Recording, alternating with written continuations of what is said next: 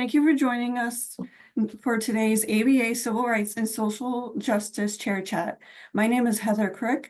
I'm an immigration attorney in Baltimore, Maryland. I'm thrilled to welcome you to this conversation. These chats are a unique opportunity to engage directly with the key issues at the heart of our work in civil rights and social justice, explore the perspectives of our expert panelists, and spark discussions to inspire action. Today's topic, Alien Enemies Act and third country removal, is more critical than ever. As we confront this topic, it is essential to examine how these issues intersect with the principles of justice and equity that guide the work of the American Bar Association. We are honored to have with us Nayna Gupta, Policy Director at the American Immigration Council. Their expertise and dedication has made them a leader in their field, and we're grateful for her willingness to share her insights with us. Without further ado, let's dive in. Please join me in welcoming Nayna Gupta to kick off our conversation. Thanks, Heather, for having me. So, to start off, what is the Alien Enemies Act and why has it been in the headlines lately? Sure, thanks. So the Alien Enemies Act of 1798 is a wartime law that allows the president to deport or detain natives and citizens of any nation designated as an enemy. So the law essentially permits a president to target people from this enemy nation without a hearing, based only on their country of birth or citizenship. Although the law was enacted to prevent foreign espionage and sabotage during wartime, it can and has been wielded against immigrants who've actually done nothing wrong, and who haven't evinced signs of disloyalty, and are lawfully present in the United States. It is an overbroad, outdated authority that may violate constitutional rights in wartime and certainly outside of wartime, and it is subject to abuse during peacetime. So on March 15th, the current presidential administration rushed around 300 people onto 3 planes bound for El Salvador. That, of course, made national headlines. Amongst those 300 people, there were 238 Venezuelan nationals who were accused of being members of the Venezuelan gang Tren de Aragua, largely on the basis of their tattoos. And it included 23 Salvadorans accused of being members of a different gang, MS-13. Now, over 130 of the Venezuelan nationals that I just mentioned had pending immigration court hearings and had never been ordered removed under immigration law as required by the Immigration Nationality Act prior to deportation. In other words, 130 of these Venezuelans sent on this plane to El Salvador did not have what's called a final order of removal from any judge. So they were essentially disappeared to El Salvador without the usual due process provided in immigration proceedings, because President Trump invoked the wartime authority known as the Alien Enemies Act. And under a deal worked out between Secretary of State Marco Rubio and El Salvador's President Nayib Bukele, El Salvador agreed to take these 130 Venezuelan nationals who were disappeared under the Alien Enemies Act and agreed to put them into CICOT, a prison in El Salvador that is notorious for its human rights abuses. And so for this reason, the Alien Enemies Act in just the first 6 months of the Trump administration has made headlines because, again, we're seeing the president invoke that authority to work around the due process requirements typically offered to immigrants facing deportation under the Immigration and Nationality Act. Before it was recently invoked by the Trump administration, had the Alien Enemies Act actually ever been used in United States history? And if so, what happened then? Sure, yes. So the Alien Enemies Act has been invoked 3 times in the past, each time during a major conflict, the War of 1812, World War I, and most recently in World War II after the attack on Pearl Harbor, where the Alien Enemies Act was a key authority behind the detention of Japanese and Italian immigrants. Based solely on their ancestry. That's a period of history, our Japanese internment camps, that has been widely accepted by presidents and administrations on both sides of the aisle as being an era in our history where the US government violated basic civil liberties and civil rights using the Alien Enemies Act. So you mentioned the Trump administration was using the Alien Enemies Act to deport Venezuelans alleged to be part of the Tren de Aragua gang. What exactly was happening then, and why was that so controversial? Right. So, as I said, the Alien Enemies Act allows the president to detain and deport people deemed to be from a country that's designated as an enemy. What the Trump administration did prior to invoking the Alien Enemies Act was to designate a series of cartels and criminal organizations as foreign terrorist organizations, or FTOs. And that included Tren de Aragua, the Venezuelan criminal organization. Once the Trump administration had designated those criminal organizations as FTOs, it could then invoke the Alien Enemies Act and claim that anybody it believed or it stated to be a member of Tren de Aragua, this foreign terrorist organization, gave them the authority under the Alien Enemies Act to detain and deport. In other words, the enemy defined for the Trump administration was anybody they accuse or allege is a member of Tren de Aragua, given its recent designation as a foreign terrorist organization. So on that ground, then the Trump administration swept up these 130 Venezuelan nationals and disappeared them to this El Salvador prison. The important fact here is that, as the press revealed in the days after this disappearance and these series of flights, almost all of the 130 men removed based on this allegation of membership in Tren de Aragua were accused of that based on flimsy and unsubstantiated evidence. And that included, in most cases, the mere appearance of tattoos. So there were reports of, the young man who had a tattoo, an homage to his mother and father with crowns on it, a gay makeup artist, Andre, who was disappeared and is still stuck in the Seco prison in El Salvador. His tattoos quite obviously attribute to his parents, who has no ties to Tren de Aragua and was prepared to prove so in immigration court and never had an opportunity to do so.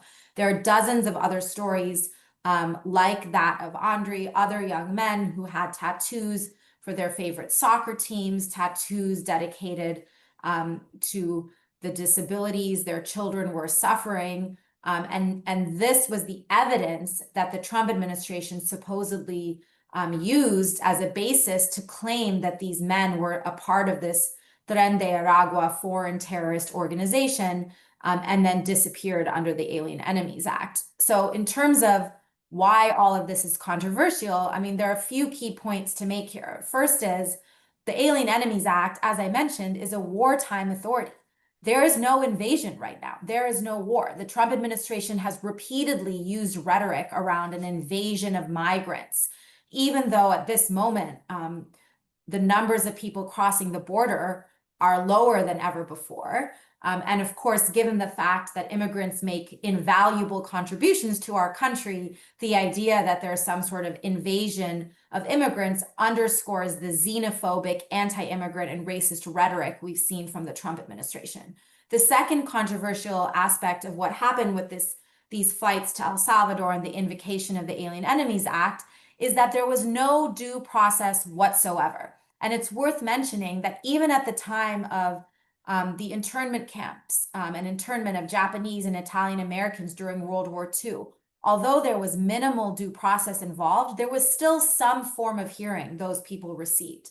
In this instance, the men put on those planes and sent to El Salvador didn't even know they were going to be in El Salvador until the moment they landed, while they were shackled and their heads were shaved and they were moved into this foreign country's prison. There was no notice, in other words, to them. There was no opportunity to refute the allegations against them, to file habeas petitions in federal court, calling upon their constitutional right to object to their detention in the United States and certainly in a foreign country. And certainly there was no formal proceeding in an immigration court as required under immigration law. And then the third controversial part of this that's worth mentioning, Heather, is that, of course, in this instance, the men who were disappeared essentially under the Alien Enemies Act were sent to a foreign prison that is commonly referred to as a gulag, that is known for its extreme human rights violations. President Bukele of El Salvador himself brags that the only way out of the CCOT facility is through death, that nobody ever leaves that prison. We've already seen reports in the past 2 weeks from Mr. Kilmar Abrego Garcia, who was incarcerated there for some amount of time and who has been released, that he was subjected to regular beatings and different forms of torture while he was inside, which is an important controversial piece of the invocation of the Alien Enemies Act, given that this is the Trump administration really not just disappearing people to a country they're not from, but explicitly disappearing them into this extreme form of human rights violation. Are deportations under the Alien Enemies Act still happening? So the first thing to know is that, soon after these fights, were sent to El Salvador, there were lawsuits filed, not even after, lawsuits were filed while this was happening, essentially. That litigation that started in the DC District Court ultimately landed before the United States Supreme Court, where all 9 justices said, regardless of the legality of invoking the Alien Enemies Act, you have to offer basic due process to anybody who's being removed under that authority. In other words, the Supreme Court sidestepped the question of whether or not it's appropriate for the Trump administration to invoke the Alien Enemies Act. And it said any challenges to invocation of the Alien Enemies Act should be brought in the lower federal district courts via habeas petitions. But regardless of the answer to that question, anybody being removed should be given notice of their removal and an opportunity to refute it. Now, on the one hand, it's quite telling that all 9 justices would weigh in favor of due process, given that the Trump administration had already undertaken the disappearance of many of these men. However, the Supreme Court did not offer any details as to what would suffice as adequate notice and adequate opportunity to respond to allegations made against people subject to the Alien Enemies Act. And so right now, deportations under the Alien Enemies Act are not happening because the procedures for the appropriate amount of due process are essentially being worked out in the lower federal courts. We know that the Supreme Court has said the government's procedures weren't enough to satisfy due process, but what is enough is what several different district courts are weighing right now via habeas petitions filed on behalf of individuals who are facing possible removal under the Alien Enemies Act. So what do you foresee as the future of using the Alien Enemies Act for deportations? I think we just have to wait and see, how these decisions come out at the lower federal court level. There have been a handful of federal judges, including Trump-appointed federal judges, who have made clear that the Trump administration is not providing adequate notice. We've seen the Trump administration, since the Supreme Court's decision, give people 1 night's notice through a form, sometimes in languages that they cannot read. We've seen district courts say that's insufficient. We know that in order to challenge detention outside of the immigration court system and the Immigration Nationality Act, people should be able to file habeas petitions. Those don't happen overnight. They take time to litigate. Does due process require giving these people sufficient time to litigate those petitions? Those are the questions the lower courts are considering. Some of that could percolate back up to the Supreme Court, but a lot of that, for a lack of better words, is TBD. So at this point, lawyers in the immigration space are vigilant and filing habeas petitions in many district courts around the country, to try to hold the line on due process in this context. We've also heard a lot about third country removals, or sending people who ask for asylum in the United States to other countries besides their own home country where they came here from, where they migrated from. Are these policies connected? Yes and no. So just so that, to level set, and so we're clear on a definition of third country removal. So, in lay terms, a third country removal is quite obviously deporting somebody to a country that they're not from originally, right? That's not their country of origin. However, the more technical definition of third country removal, really under immigration law and policy, is removing somebody to a country that was not previously designated for removal by either an immigration judge or the Department of Homeland Security in underlying immigration proceedings. In other words, an immigration judge or DHS may say that a person who's facing deportation would be deported to country X. A third country removal would be any other country other than country X that person gets deported to. The important second point here to know is that DHS does have the authority under current law to remove non-citizens to a third country, but only where removal to the country originally designated in the person's final order of removal is impracticable, inadvisable, or impossible. And so what this looks like historically is that in very rare instances, DHS has sought third country removal where a person has received protection that prevents their removal to a designated country because they might be tortured or persecuted there and they've won protection.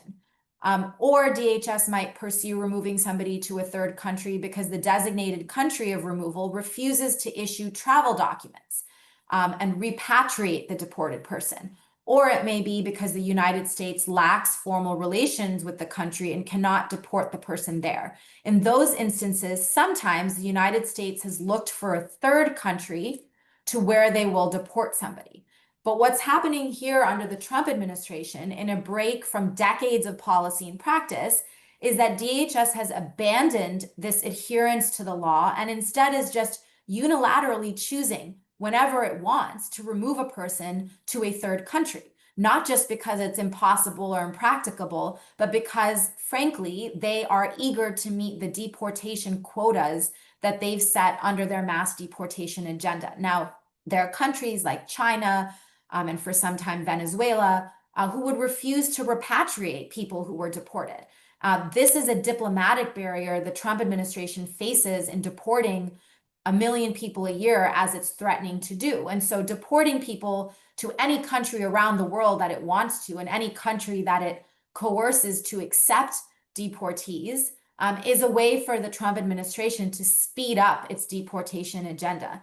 And that's what we've been seeing. And so when the Trump administration rushed these 300 men, which included, over 130 Venezuelan nationals, to El Salvador, this was a most egregious form of a third country removal, where in some instances, some of these folks did have final orders of removal that prevented their removal to El Salvador, but nevertheless, they were sent there. And that the prime example of that is the case of Kilmar Abrego Garcia, who had actually been ordered not to be removed to El Salvador and nevertheless was removed there. And the last thing I'll just add is that, there is ongoing litigation. I'm happy to speak to that more in a moment. But the key problem with the Trump administration's current use of third country removals is that these have been happening without any kind of due process. So even when an administration decides that it's going to attempt to remove somebody to a country different than the one designated in a final order of removal, usually a person has an opportunity to say, hey, wait a minute, you can't actually deport me to that other country either, because I could face torture and death there too. In other words, they should have an opportunity to make a case against their removal to that third country as well. And that has not been happening under the Trump administration. And you mentioned there's litigation on this. In late June, the Supreme Court did issue a decision allowing the Trump administration to remove migrants to third countries. What can you tell us about that decision?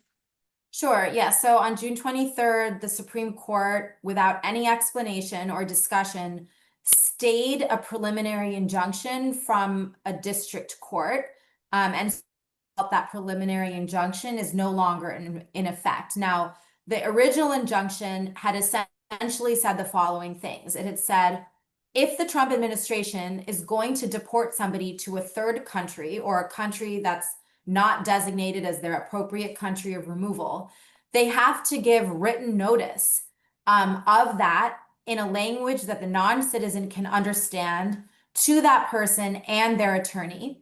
There should be an automatic 10-day stay between that notice and the actual removal so that that non-citizen can raise what's called a fear-based claim for protection under the Convention Against Torture before they're removed to that third country.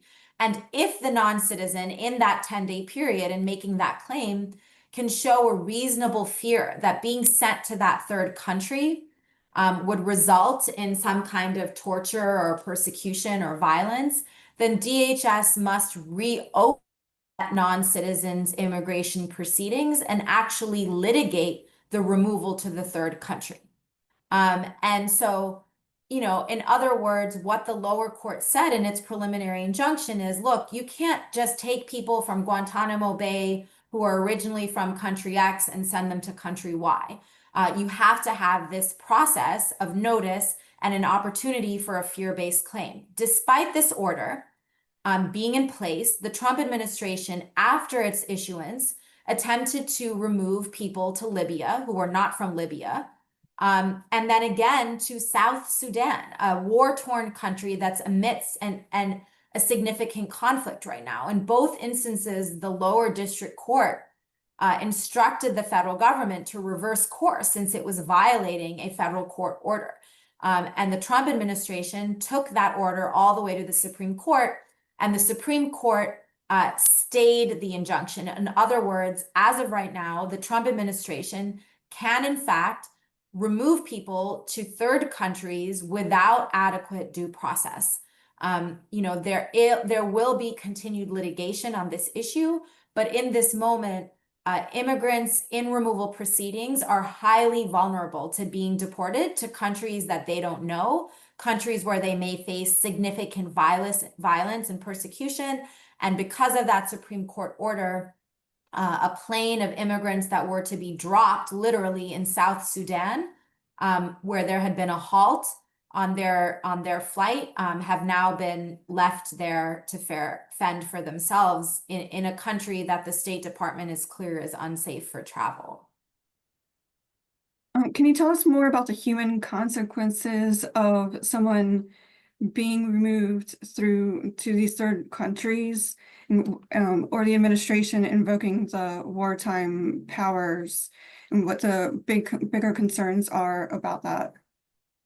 Sure. So, I mean, look, in terms of human consequences of sending people to countries they don't know and governments into the hands of governments that, have no incentive or reason to meaningfully repatriate people into their country. I mean, look, we've seen stories of, an Iranian asylum seeker, Christian Iranian fleeing persecution in Iran, suddenly locked in a hotel in Panama. That was a story that made headlines early in the administration. Now we have stories of nationals from Southeast Asia and Latin America being dropped in South Sudan. The human consequences are that these are countries where people don't speak the native language, where they are very vulnerable to exploitation, to trafficking, to violence, where they have no ability to survive or flourish. And we're not talking about one or two people. We're talking about the administration moving human beings around the world and dropping them in various places. And I should add, a key part of the policy underlying these human consequences is that the Trump administration is bullying countries into accepting third country removals by threatening that if they don't agree to repatriate nationals of foreign countries into their own countries, that there will be a travel ban where they will not be allowed to travel to the United States. In other words,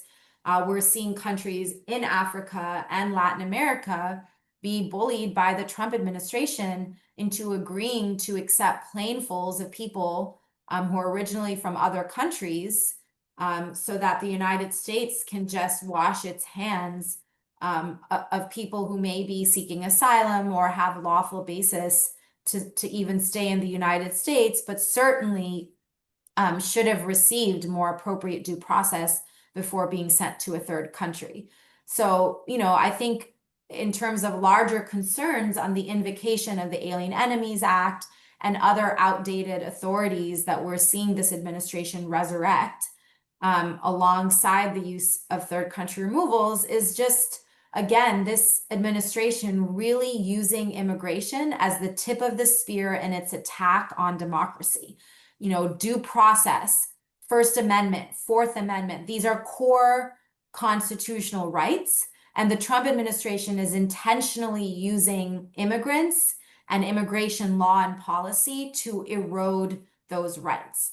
The use of the Alien Enemies Act and these third country removals is an absolute abrogation of basic due process. These are people who are being sent possibly to death, torture, or violence, any hearing without any opportunity, and often on the basis of unsubstantiated allegations.